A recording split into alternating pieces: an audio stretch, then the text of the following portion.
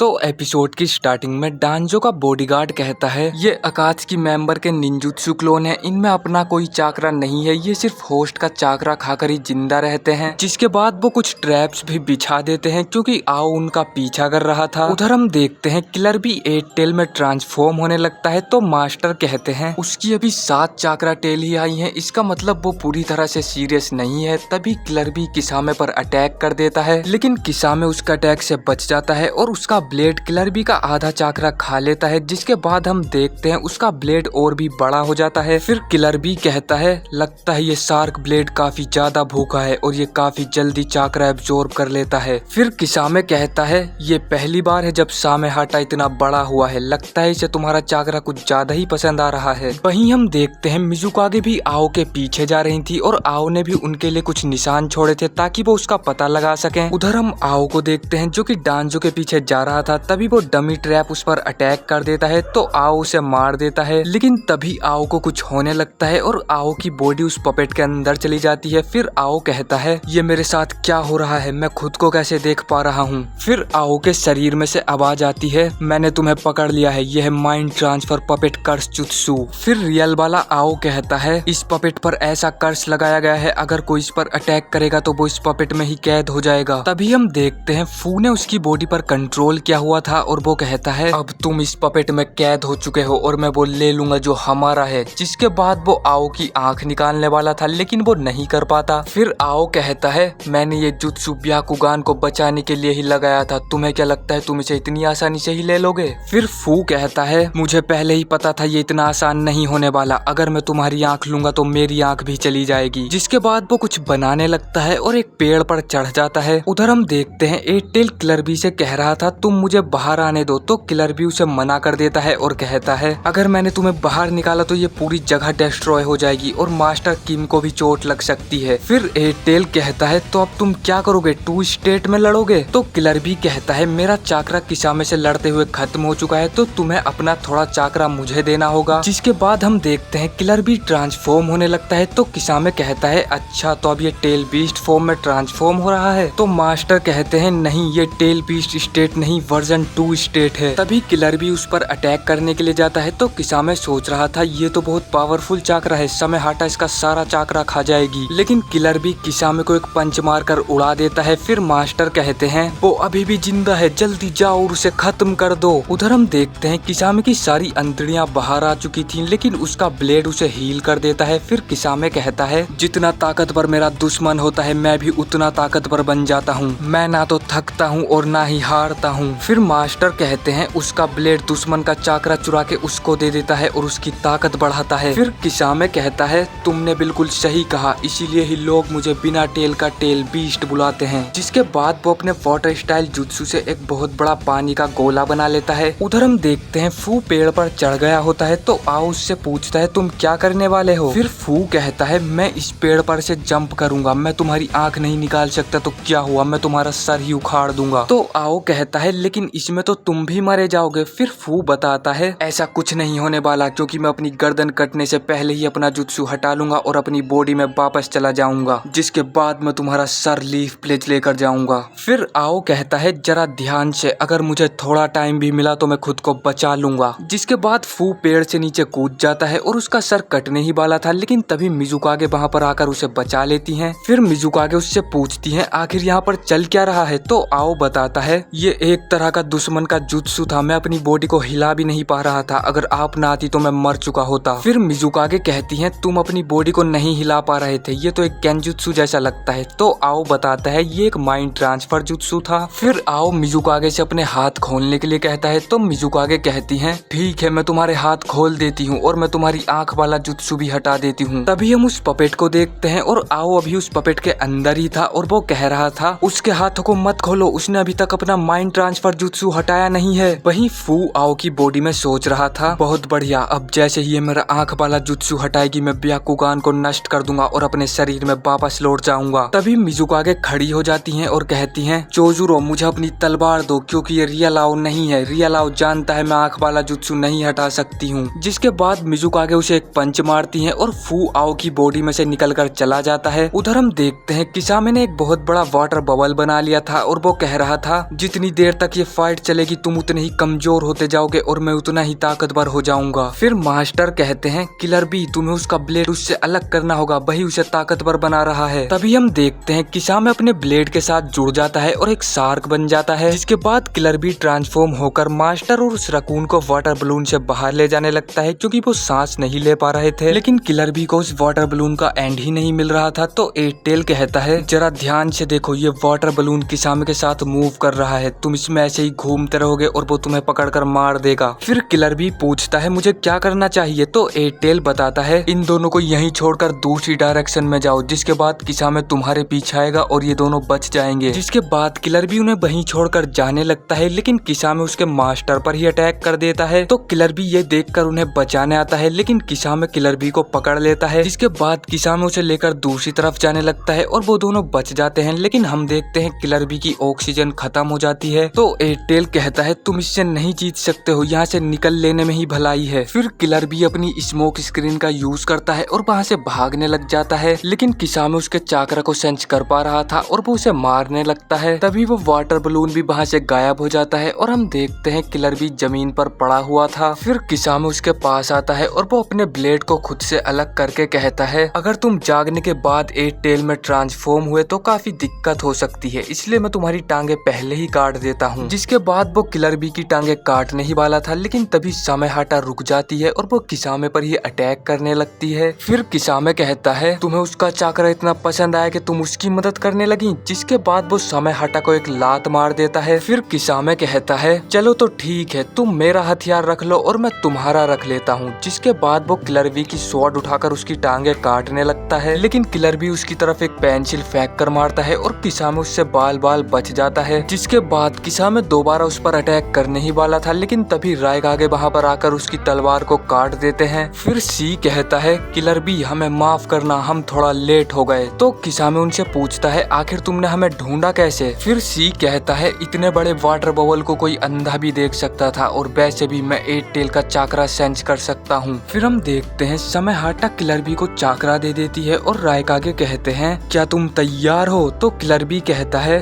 बिल्कुल मेरे भाई। जिसके बाद वो दोनों किसामे पर अटैक कर देते हैं और उसकी गर्दन उखाड़ देते हैं। फिर किसामे कहता है अब तो मुझे ये मानना ही पड़ेगा, तुम दोनों काफी तेज हो। जिसके बाद वो जमीन पर गिर जाता है। फिर हम देखते हैं रायकागे किलर बी को पकड़कर पूछने लगते हैं तुम मुझे बिना बताए कहाँ चले गए थे, और ये एपिसोड यहीं पर खत्म हो जाता है। तो अगर आपको वीडियो पसंद आई हो तो लाइक कर देना। पिछले एपिसोड्स का लिंक आपको डिस्क्रिप्शन बॉक्स में मिल जाएगा। मैं मिलता हूँ आपसे बहुत जल्द किसी नेक्स्ट एपिसोड में।